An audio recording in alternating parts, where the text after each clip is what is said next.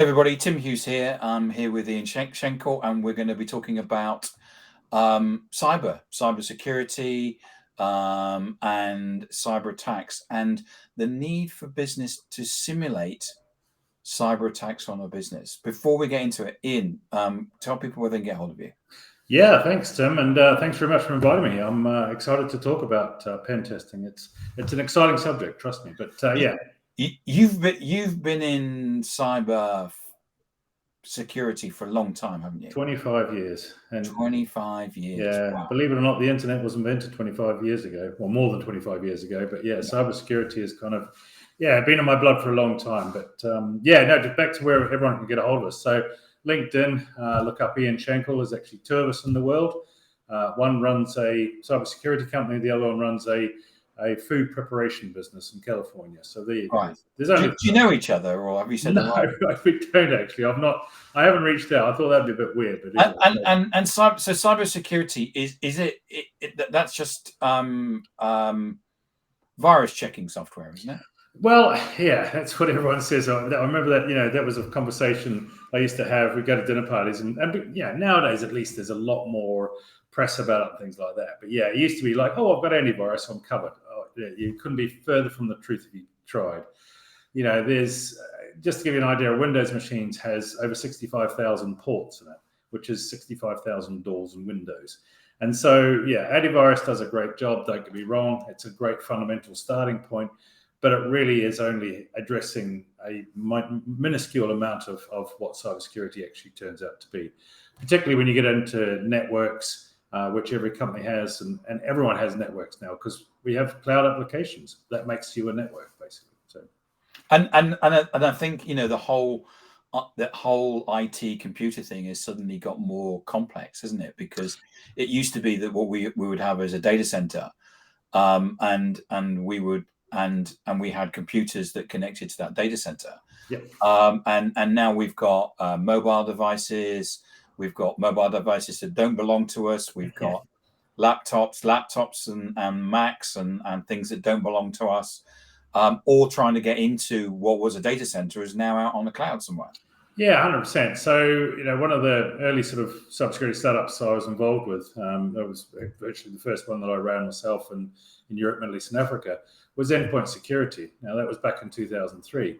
And it was that notion then, before that was, laptops weren't really a thing. So you had this nice, easy, contained IT infrastructure. You walk in, you logged into your desktop. Obviously, you couldn't walk out with the desktop. Well, you could, I guess, but you need a sort of wheelbarrow and a truck waiting for you.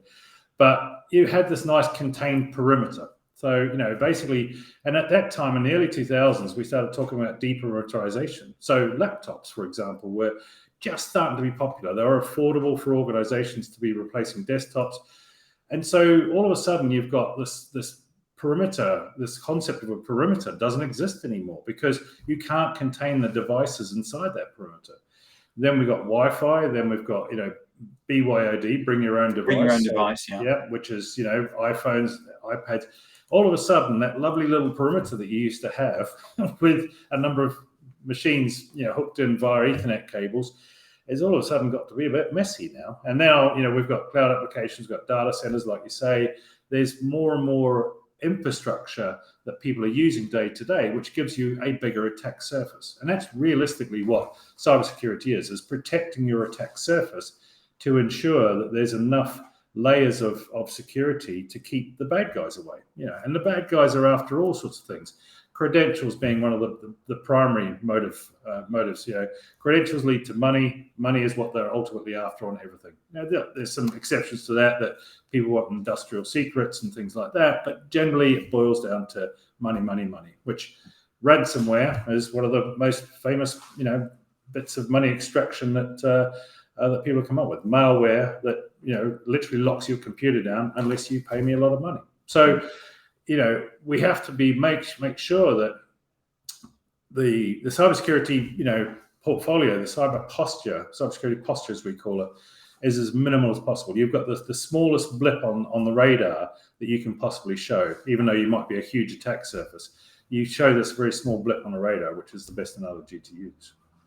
And I think that, as you say, there seems to be something in the news every week. We have people like Royal Mail where they couldn't deliver any letters and parcels, being hit by a malware, and it doesn't kind of get any bigger than that. Well, yeah, I mean, the latest one actually is the electoral roll. Yes, right. It's, so 50 million details have gone AWOL are back to the credentials. So what do credentials give me? That gives me, generally people use the same password everywhere. So if I've got a username and a password, I can now log in. I will try what's called a brute force attack and use a combination of username and password. Or if I've got your username and password, I will try all of the popular services to see if I can log in using that same details. Now, 9 times out of 10, everyone does use the same password. Bad news. But yeah, the electoral roll is a really interesting one because they were in that network undiscovered for around 6 to 9 months. And that's an average, with what we've seen in the industry. Threat actors, as are known, the bad people that perpetrate these crimes to try and extract details and money. Those guys, they are, or those folks are in networks for around 240 days before they're detected. That's a lot of time to be snooping around. You imagine if you had a burglar wandering around your house for 240 days. I think he'd know they would know the place pretty good, pretty damn well by that stage. So yeah, so it's detecting them is a big part of cybersecurity, but not making sure they can't get in the first place is still the best line of defense, basically. And for those who may not be UK based, the electoral roll is in the UK is basically a list of everybody who can vote. Yeah, absolutely. And there's lots of theories. I'm not going to spread the theories of who it was, but the latest theory is it was a nation state and not a very friendly nation state at that. So yeah, well, I think there's going to be more investigation on that one. But yeah, that's that sort of stuff there is. Details are important. It's I think it's been said many times is that customer information, our information, our personal information, PII, personally identifiable information, that is the new oil now. Because if you've got the details of users, customers, et cetera, then you've kind of got the new oil that you can then basically break in to steal money. So yeah. And there's a list, isn't there, of passwords and that people password 123 and it's quite shocking when you do some of the tests that I've seen and some of the passwords I've seen. So there's a lot of credential harvesting, and I used to work for an organization that does very fantastic threat intelligence, a company called Flashpoint. Great bunch of people. I've got some really good services. But one of the things they do is they have a repository of credentials that have been compromised, about 37 billion. It's a lot. It's a big number. It's a big warehouse.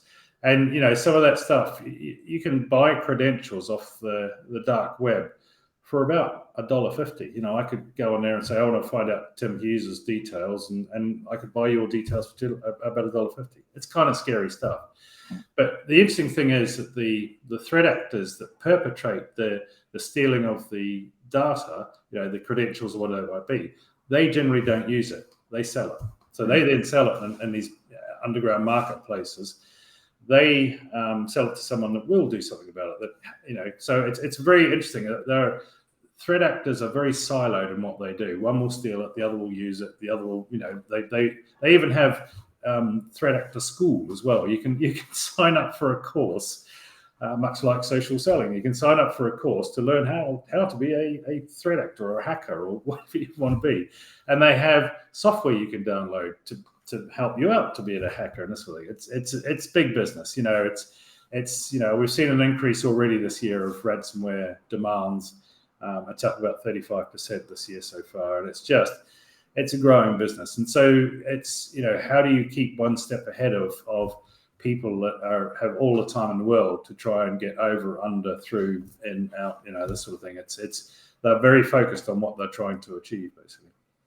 So what's pen testing, and why would So pen testing, actually, it's really interesting. Pen testing's been around. I didn't know this myself. It's been around since the 60s, which I'm like, cool. So obviously that was when you had gigantic computers that filled entire buildings. But that concept of pen testing is very much, it's think of it as a way to simulate a cyber attack. So how do I simulate if someone is going to break into my network or break into my computer to try and steal stuff? We've gone through the why they're trying to do it. But that attack surface, okay, I think I'm protected. I think I'm, I've put these measures in place. I've bought this, all sorts of different software, antivirus. I've got because everybody will have invested in some level of some level of cybersecurity. But how do you test to make sure that all the windows and doors are locked? And one of the key things to think about this, and one of the analogies I like to use, is imagine employing a professional burglar to come around to your house and say, I can get in through that window, I can get in through that door, I can rattle that lock there, that one's not going to put up any. And that's what pen testing is. It literally is a simulated cyber attack that a hacker would use, using exactly the same methodologies that a hacker would use. These underground schools that I just mentioned of how to teach them how to be hackers. A pen test uses that exact same methodology that a hacker would use to try and get in and gain control to extract information, whatever their MO is. They will use those same techniques. So what we do is we enable an organization to see what their security posture is. How big is that radar target, that I spoke about earlier on? We'd love to, show them a report that shows them as a tiny little dot on the radar rather than a big, massive ship that, is going to be an easy target. And that's what where we start with things. Cybersecurity is essential for everybody. And a lot of companies have spent a lot of money on it, and a lot of individuals spend a lot of money on it. But how do you know? How do you test to make sure that the money that you've spent on cybersecurity is effective, is actually keeping the bad folks out of your network? How do you know they're not just wandering in and doing whatever they need to do? So a pen test is that really fantastic base level that gives you a quick overview of what your it gives you an in-depth overview, a very, very in-depth overview. We have pen tests that are about 84 pages. What's the output of it? So the key thing is to work out where your weaknesses are. So where are you vulnerable? So how can someone just simply go through an open port? Is there a vulnerability because there's not enough protection around what's called the endpoint, which is the laptop or desktop or something like that? Is there are your cybersecurity defenses actually working? Did it pick up? Because it should. If cybersecurity is working, it should refuse entry for the pen test and not allow it to go ahead. So you can do that. So the outcome is very much a full report on where the weaknesses are, if there's any misconfigurations, which can lead to weaknesses again, compromised passwords. So it goes out and does reputational checks out on the open web. So if you put in a password of one of your admins because you're concerned about it, the pen testing tools that we use will ensure that password is not being compromised, so people can literally walk in the front door because they've got a key. As simple as that. The classic is you have an admin password and the password is admin123. Yeah, and trust me, you see that. But yeah, I mean, you think of the weaknesses. It's misconfigurations. It's anything that's got vulnerabilities around it. It might be right through to patching. Because all of the OS providers, Apple and Windows, primarily Linux, obviously, they all have patches to update to make sure that the vulnerabilities as they're discovered are terminated. They put out an update and there they go. But again, how do you know every single machine is up to date? And how do you know that that's not creating a weakness that a vulnerability? So what the pen test and the pen test we have here at Endida is a fairly new type of pen test. Pen test's been around since the 60s. They've always been quite manual. So you basically get what's called an ethical hacker. So like I said, professional burglar. Yep. They come in and they will employ all these techniques and tools and things like that, and then they will see if they can get through your network. And that's great for a large size organization. It'll take days and then the report comes out and brilliant. But what we're finding now is that pen tests are applicable to everyone. If you're a 2-person organization, you still need a pen test, because how do you know that you're not going to be attacked? And there's plenty of smaller organizations that, the price of a pen test has been prohibitive so far, because it takes a physical person, physical days to complete. What we've got is a brand new way of doing this, which is, AI and machine learning. And it's, the advancements in AI are incredible. Even the last few months has been incredible. But the solution we've got is it enables an organization to have a pen test without actually anyone going on site. So we put a little piece of software called a Docker container inside the network. Think of it as a sort of a beacon, so that the AI pen testing software then knows what it's looking at and where to look.